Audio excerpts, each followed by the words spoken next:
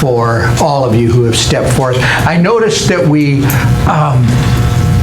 had an uptick in discipline in the choir, and it was right after Erin did her little bio, and at the end of it she mentioned that she was trained in martial arts. Well, good morning. Thank all of you for coming out on this beautiful summer day. It's beautiful out there. Thank you for coming out, and welcome to those of you watching on YouTube.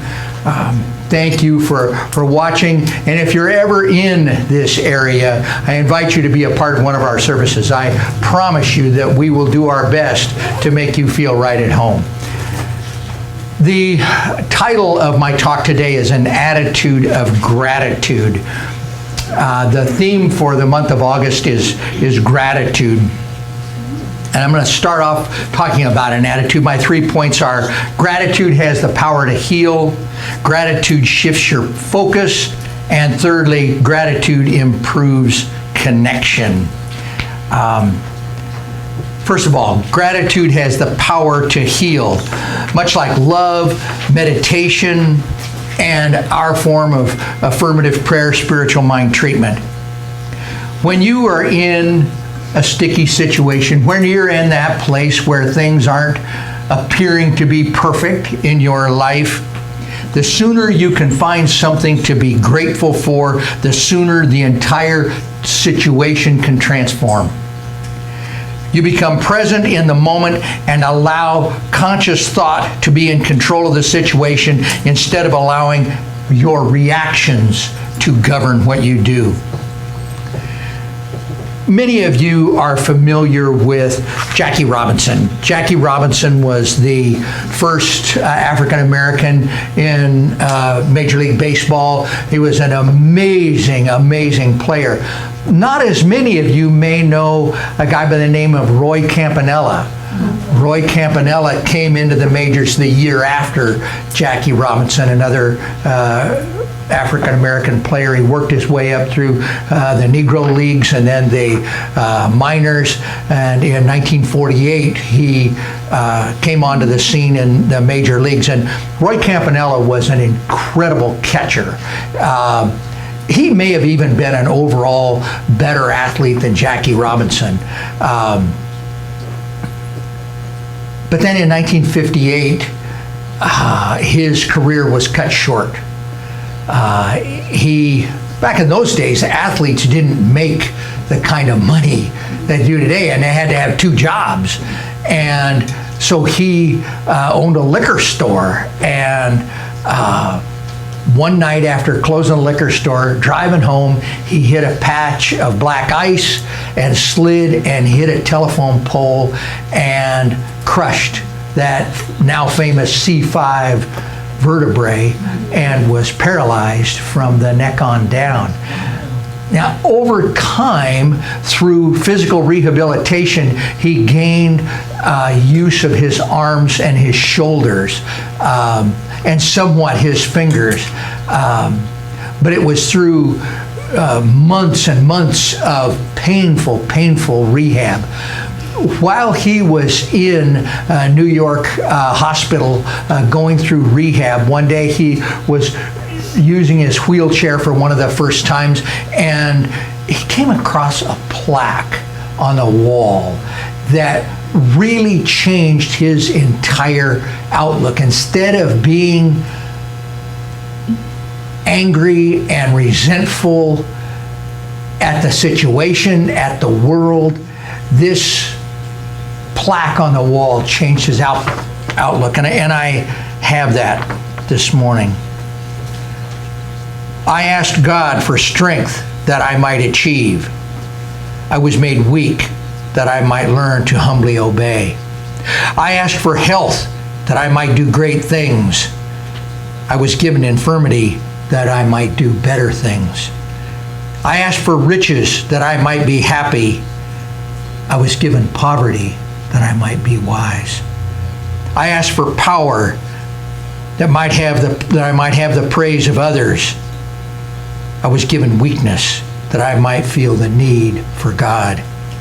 I asked for all things that I might enjoy life. I was given life that I might feel. I was given life that I might enjoy all things. I got nothing I asked for, but everything that I had hoped for. Almost despite myself, my unspoken prayers were answered. I am among men most richly blessed. And that poem was able to move Roy Campanella into a place of gratitude. He went on to become a scout for the Dodgers. And even though he was paralyzed, he lived a powerful, powerful life. Gratitude, indeed, can transform how we are. Go ahead. Try being thankful and angry at the same time. You can't do it. Number 2, gratitude shifts your focus.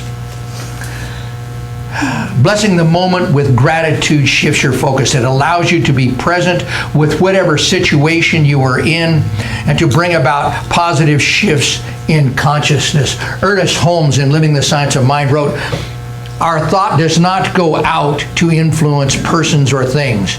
What it does is to readjust our own consciousness, our own thinking, to include a larger and more harmonious field of action. We learn that when we get our own consciousness straightened out, things in our external world adjust themselves to meet our new and better inward awareness. We change, not the world around us necessarily." I don't know how many gratitude sermons I've given. It's more than a few, probably more than 10, 12, I don't know. And I typically in the past go to scientific studies that prove what gratitude does. And they are abundant. There are a lot of them. I'm not going to bore everybody with it today, but I do want to talk about some of those things. Gratitude improves the quality of your life. Being grateful makes you feel happier, reduces stress, anxiety, helps you with sleep, and creates peace of mind. Gratitude strengthens and enhances your faith and gives you peace of mind. Gratitude empowers you to be a better version of yourself and to reach new levels. A lady by the name of Haley Bartholomew, she is Australian, lives in Australia, and she tells a powerful story. I believe this was 2008. 2008, she was going through a time in her life where life seemed to have lost all of its color.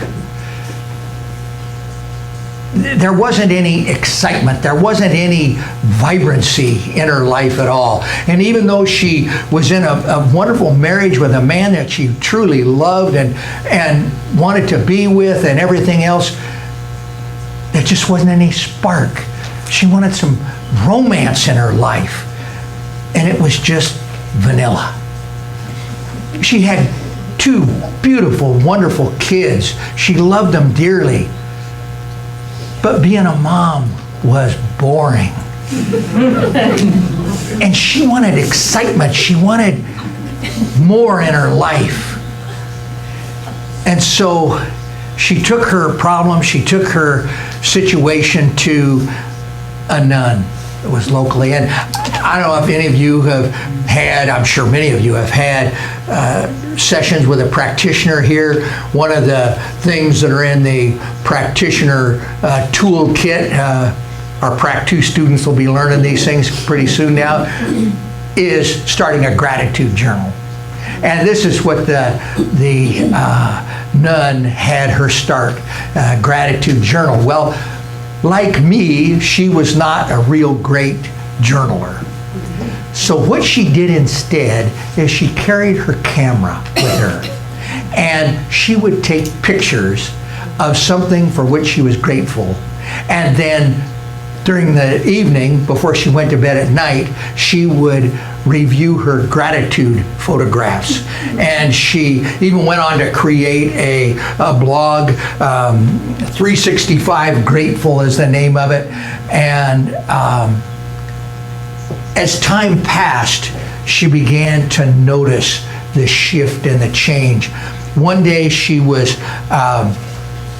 had taken a picture. Her husband had made the dinner for him that night, and he was serving her dinner, and she had taken a picture of it. And she looked at that photograph that night, and she was impressed with the care with which he was delivering her plate.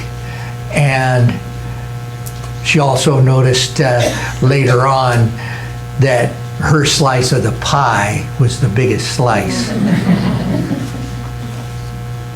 She also noticed how handsome he looked in the little apron he was wearing as he was making her meal. She began to discover that there was some of that romance that she had been looking for, and it was right underneath her nose all along. And one of the photographs she looked at was her smallest one ran up to her, "Mommy," wanting to be picked up, and she had clicked that picture, and she looked at it and some of the other ones, and she saw the wonder in the world from that little one. Even as he played in the grass outside and looking at every blade and digging down into the dirt and eating a little, and all of the things that we do when we explore the world around us. And she began to experience some of that wonder and that excitement from her little one. And she realized that she didn't need to go somewhere for that excitement. It was already right there within her. 365 Grateful. She went on to deliver an awesome TED Talk. Point number 3, gratitude improves connection. Really improves heart-to-heart connection. Once again, the studies show that gratitude enhances sincerity. We're able to see the sacred in everything and in everyone, so that there is no separation between the goodness in me and the goodness in you and the goodness that is inherent in each and every one of us. Gratitude can lead to unconditional giving, blessing others with gratitude and doing it for the act and not the praise. Blessing and love to everyone, to all people, recognizing that Spirit is indwelling with all people and that every one of us are simply doing the best that we can. It's just what was in the sacred reading. Conscious understanding of the law of reciprocity. That is, what we put forth into the universe is what comes back to us. Gratitude blesses us as we bless others. And that sacred reading from Norm Bouchard. Norm was one of my favorite professors in ministerial school, and what a powerful thing gratitude is and can be. There is a story of a young man, mid-30s, married, had a couple of kids. He went on a men's retreat, a 3-day men's retreat. And one of the topics that they covered in this men's retreat was gratitude. And he participated in that fully. And what he decided to do was, when he got home, he was going to thank his father for all of the things that his father had done for him. And so at the end of the long weekend, he got home, and as soon as he hugged his kids and his wife, he went in and called his dad, and his dad answered the phone, and he says, "Hi, Dad." He says, "Oh, hi, how you doing?" He says, "Great." He says, "Just a minute, I'll get your mom." No, Dad, it's you I wanted to talk to." Pause.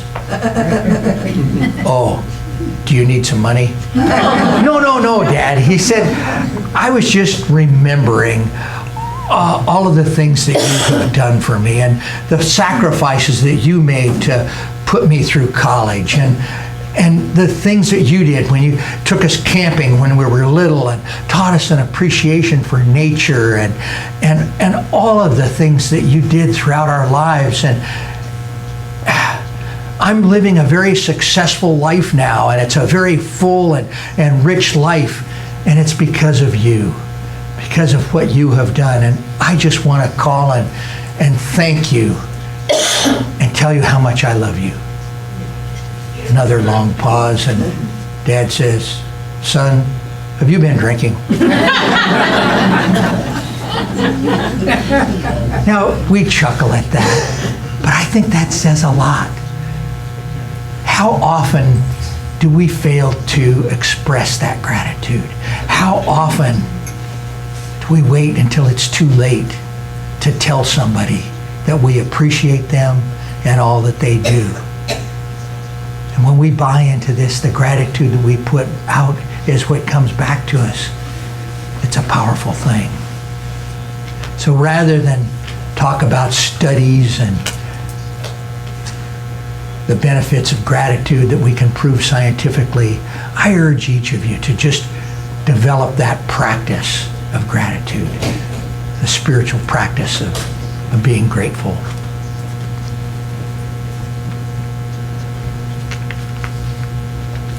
For closing today, I'm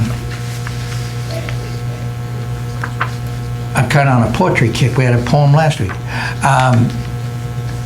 This is from The Voice Celestial by Ernest Holmes and Fenwick Holmes. And this is what I want you to take away. For all tomorrow's good may rest today upon your gratitude. For he who gives thanks before the wine is pressed from grapes still clinging to the vine has shown a faith above, beyond the present hour, and his thanksgiving holds the future flower.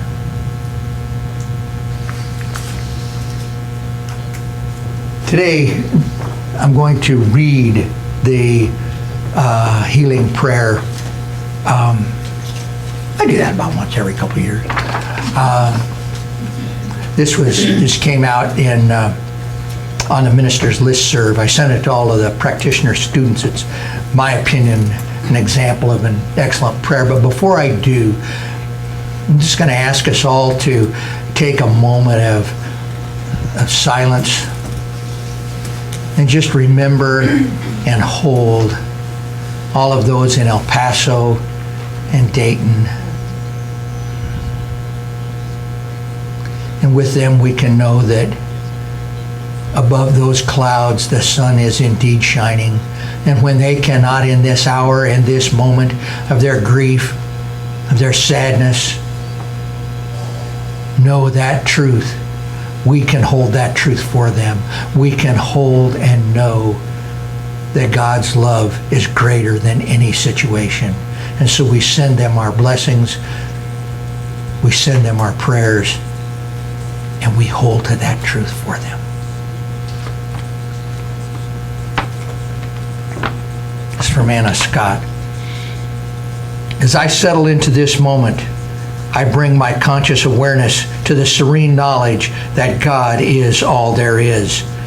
I deliberately attune to that which is good, that which is beautiful, that which is enduring and eternal. Sitting in this truth, I open to the peace that I know is present. I open to the love that I know reigns. I know that only truth is joy and harmony. I know that God is present fully and completely now and always. Knowing that this essence is who I truly am, I know it for all people. In this moment, I know and accept the grace of God as my life. This is true for me, and it is true for all people everywhere. No person, no being is outside of the realm of the all that is. So from this place of knowing, I claim for myself and for all people the peace that surpasses human understanding. I claim for all the ability to look beyond the small self to the great truth that is emerging. I claim for all the ability to know and share the grace of God in all places and with all people. I claim clear thinking and decision making for all of our world leaders, knowing that they too thrive in a world that works for all. I am so grateful for this moment of consciousness, the time to look at the vision beyond the appearances. I am grateful to know that this word is heard and acted upon by divine now, right now. So I release this word to the law of love. I know it is complete, and so it is.